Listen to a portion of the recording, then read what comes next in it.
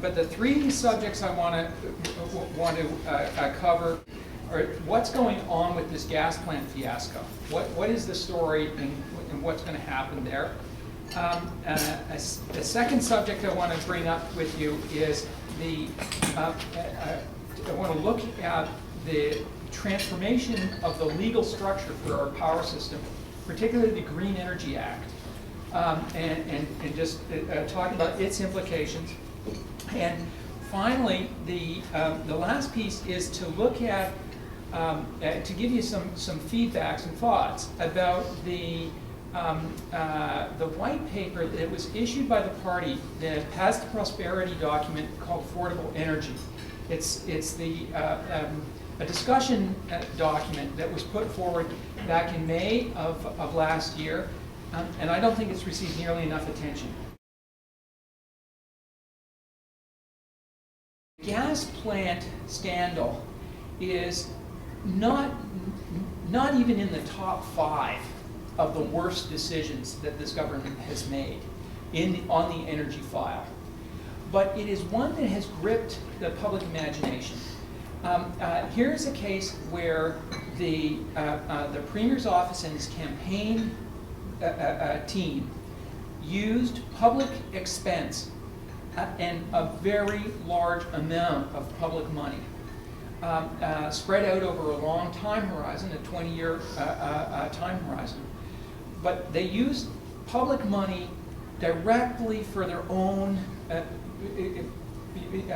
selfish political purposes.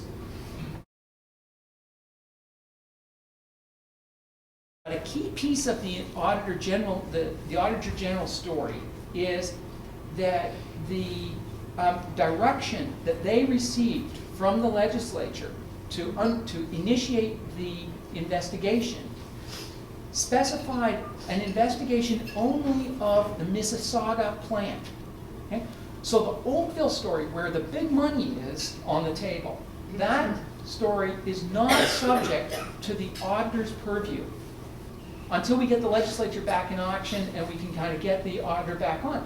But the Auditor General is retiring. Jim McCarter, who's got a lot of experience, he was the Deputy Auditor General under Eric Peters, the previous Auditor General. He's gone through the wars on these electricity files.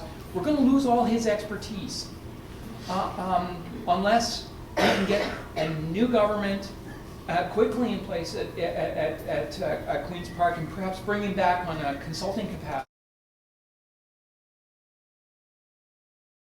We're going to have much more costly power and much less reliable power. And the number one reason for all of this is the Green Energy Act.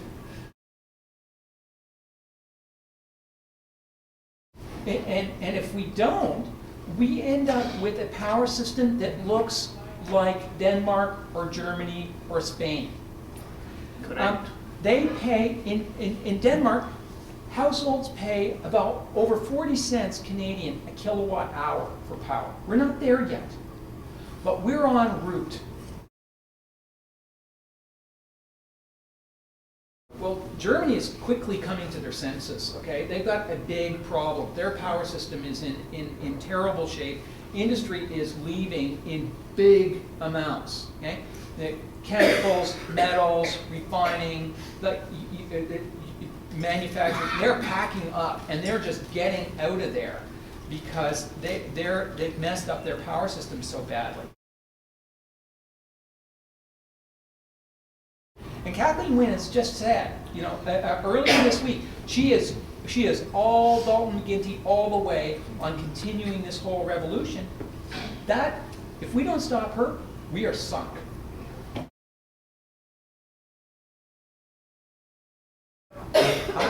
I am shocked by the dishonesty that has become the foundation for a lot of these environmental groups. And it's dishonesty that is directly funded by Ontario taxpayers, okay? These outfits, David Suzuki Foundation, Ontario Clean Air Alliance, Ontario Sustainable Energy Alliance, Pembina Foundation. They are sucking up tens of millions of dollars from the Ontario taxpayer and from Ontario ratepayers. They're siphoning money out of Community Power Fund, out of the Trillium Foundation, out of OPG, out of several government ministries, OMAFRA, Ministry of Energy, Ministry of Natural Resources.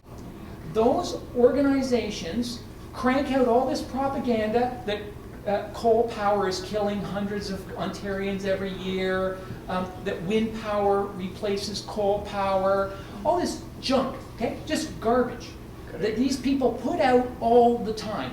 And it's funded by our tax dollars.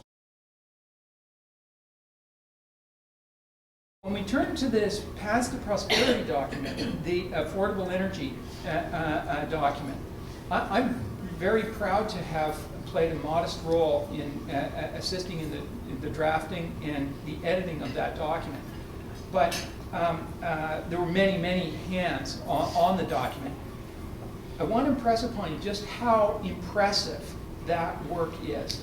It is an extremely thoughtful document. It represents a starting point for a serious conversation, an adult conversation about Ontario's electricity future, the likes of which we have not seen in the political arena perhaps ever.